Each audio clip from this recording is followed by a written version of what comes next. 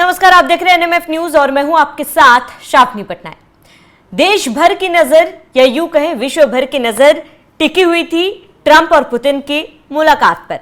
ऐसे में दोनों के बीच मुलाकात भी हो गई, काफी ज्यादा पॉजिटिव रहा है। हालांकि दोनों देशों के नेताओं की तरफ से कोई भी ऑफिशियल स्टेटमेंट इस बैठक को लेकर, इस मीटिंग को लेकर सामने नहीं आया है। हालांकि इस मुलाकात का स्वागत भारत ने किया है। भारत ने ट्रंप और पुतिन की मुलाकात का स्वागत किया और कहा कि यह बैठक जाहिर सी बात है बाकी अन्य देशों के लिए भी सकारात्मकता लेकर आएगी। भारत की तरफ से एमईए के स्पोक्सपर्सन रणधीर जायसवाल ने यह बयान जारी करते हुए कहा है। रणधीर जायसवाल ने क्या कहा वो आपको बताते हैं। रणधीर जायसवाल ने कहा कि भारत अलास्का में ट्रंप और पुतिन के बीच समिट बैठक का स्वागत करता है। भारत बैठक के दौरान दोनों नेताओं के बीच शांति को लेकर हुई बैठक की सराहना करता है। दुनिया रूस और यूक्रेन के बीच चल रहे संघर्ष को जल्द ही खत्म देखना चाहता है। अब आगे का रास्ता केवल बातचीत और कूटनीति से ही निकल सकता है। बता दें कि भारत ये कोई पहला मौका नहीं है जब भारत ने कहा है कि युद्ध कोई रास्ता नहीं होता है। भारत कभी भी युद्ध के साथ नहीं है, भारत हमेशा से ही युद्ध के खिलाफ है और इसीलिए भी भारत ने इस मुलाकात का स्वागत किया है। हालांकि मुख्य मुद्दा इस मुलाकात का यह था कि ट्रंप और पुतिन के बीच यूक्रेन और रशिया के वॉर को लेकर चर्चा हुई भी, लेकिन कोई ठोस फैसला निकलकर सामने नहीं आया। अंत में यह देखा गया कि अगली मुलाकात पर तमाम बातें छोड़ दी गई, जहां पुतिन ने यह कहा था ट्रंप को कि अगली मुलाकात मॉस्को में होगी, क्योंकि इस बार पुतिन अलास्का आए थे जो अमेरिका में है और मॉस्को रशिया की राजधानी है, जब पुतिन ने इनवाइट किया है। बता दें इसके पीछे के भी कई तर्क है, क्योंकि अमेरिका की तरफ से रशिया में ट्रेड डील को लेकर बैन लगाया गया है, तमाम कई तरीके के प्रतिबंध लगाए गए हैं और इस बीच रशिया ये कोशिश कर रहा है कि जो प्रतिबंध अमेरिका की तरफ से लगाए गए हैं उसे डोनाल्ड ट्रंप हटा दे। हालांकि जो बैठक हुई कई मुद्दों पर इसको लेकर चर्चा हुई थी, चाहे ये वॉर को लेकर हो, चाहे रशिया पर प्रतिबंध को लेकर हो, चाहे नाटो देशों को लेकर, यूक्रेन नाटो देशों का सदस्य बनता है, नाटो का सदस्य बनता है, उसको लेकर भी चर्चा हुई थी। तमाम मुद्दों पर चर्चा हुई, कई मुद्दों पर दोनों की सहमति बनी, कई मुद्दों पर दोनों की असहमति बनी है, लेकिन अभी तक दोनों देशों की तरफ से खुलकर इस पर कोई बयान जारी नहीं किया गया है कि आखिर रुख क्या है इस बैठक का, रोड मैप क्या है इस बैठक का। हालांकि जैसे ही ये बैठक खत्म हुई वैसे ही डोनाल्ड ट्रंप और यूक्रेन के राष्ट्रपति जेलेंस्की की बातचीत हुई, जिसका जिक्र जेलेंस्की ने अपने एक्स अकाउंट में किया। उन्होंने कहा कि बातचीत हुई है, सकारात्मकता की ओर यूक्रेन भी देख रहा है, यूक्रेन भी शांति समझौता करने के लिए तैयार है और इसी को लेकर जेलेंस्की जल्द ही ट्रंप से मुलाकात भी करने वाले हैं। ऐसे में आपको बता दें कि ट्रंप ने भी इस मुलाकात के बाद कहा था कि केवल सीज फायर से कुछ नहीं होगा, शांति समझौता करना जरूरी है। शांति समझौता ही एकमात्र रास्ता है जिससे हम ये तय कर सकेंगे कि युद्ध दोनों देशों के बीच खत्म हो चुका है।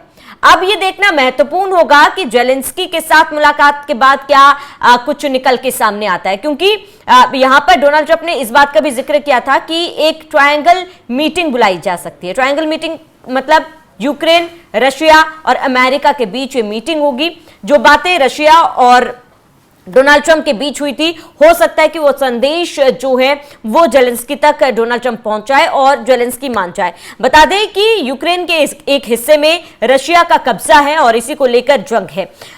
रशिया चाहता है कि यूक्रेन अपना हक इस एरिया से, इस जगह से हटा दे और वहीं यूक्रेन चाहता है कि रशिया ने जो जमीन कब्जाई है वो वापस लौटा दे, लेकिन इस बात के लिए पुतिन तैयार नहीं है। इस बात का भी जिक्र हुआ है। अब ये कहा जा रहा है कि डोनाल्ड ट्रंप हो सकता है कि पुतिन से इस बारे में जो भी तमाम बातचीत हुई है उसको जेलेंस्की तक पहुंचाए, जेलेंस्की को समझाने की कोशिश करे और वो हो सकता है कि मान भी जाए। लेकिन इस मुलाकात के कई मायने निकलकर सामने आ रहे। करीब 3 घंटे चली इस मुलाकात पर सभी की निगाहें टिकी हुई थी और भारत ने भी इसका स्वागत किया है, क्योंकि भारत ने भी माना है कि यूक्रेन रशिया के बीच जो युद्ध हो रहा है उसका असर, उसका परिणाम बाकी देशों पर भी देखने को मिल रहा है और युद्ध कोई रास्ता नहीं है, ये प्रधानमंत्री नरेंद्र मोदी ने भी कहा है और भारत की तरफ से भी बार बार कहा गया है। फिलहाल भारत ने इस बैठक का स्वागत किया है। भारत ने आप ये खुशी भी जाहिर की और उम्मीद भी जताई है कि जल्द से जल्द जो दोनों देशों के बीच लड़ाई है, जंग जो इतने सालों से चलती आ रही है, जिसका नुकसान ना केवल रशिया और यूक्रेन को हो रहा है बल्कि इन देशों से जुड़े बाकी देशों को भी हो रहा है। ऐसे में शांति बनाए रखना बेहद ही ज्यादा जरूरी हो जाता है। लगातार इस पर जो है चर्चाएं चल रही है। बैठक हुई है 3 घंटे की। इस बैठक में हालांकि कोई ठोस कदम उठाए नहीं गए, कोई ठोस फैसला नहीं लिया गया। जिस मुद्दे पर चर्चा हुई थी यानी कि रूस यूक्रेन वॉर को रोकना है, इस पर भी कोई समझौता नहीं हो पाया। हालांकि एक पॉजिटिव रिस्पांस जो है दोनों देशों की तरफ से सामने आया है और इसके साथ ही रशिया के राष्ट्रपति पुतिन की तरफ से अमेरिका के राष्ट्रपति डोनाल्ड ट्रंप को न्योता दिया गया है कि अगली बैठक मॉस्को में हुई होगी। यानी कि पुतिन ने दरवाजा खोल दिया है बातचीत के लिए है।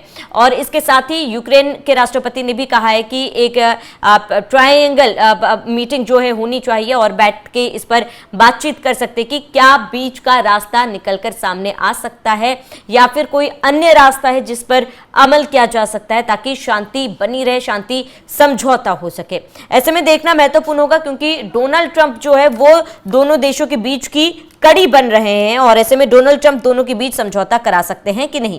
डोनाल्ड ट्रंप बता दें कि जेलेंस्की के साथ वॉशिंगटन में बैठक करने वाले हैं। पुतिन से मुलाकात के दौरान हुई बातचीत के बारे में ट्रंप जेलेंस्की को बताएंगे, जिसके बाद जेलेंस्की इस पर फैसला ले सकते हैं। और इसके साथ ही आपको बता दें शनिवार को जेलेंस्की की ट्रंप से फोन पर लंबी बातचीत हुई थी। जेलेंस्की ने कहा था कि शनिवार को लंबी बातचीत हुई, इसकी जानकारी उन्होंने अपने एक्स अकाउंट में दिया।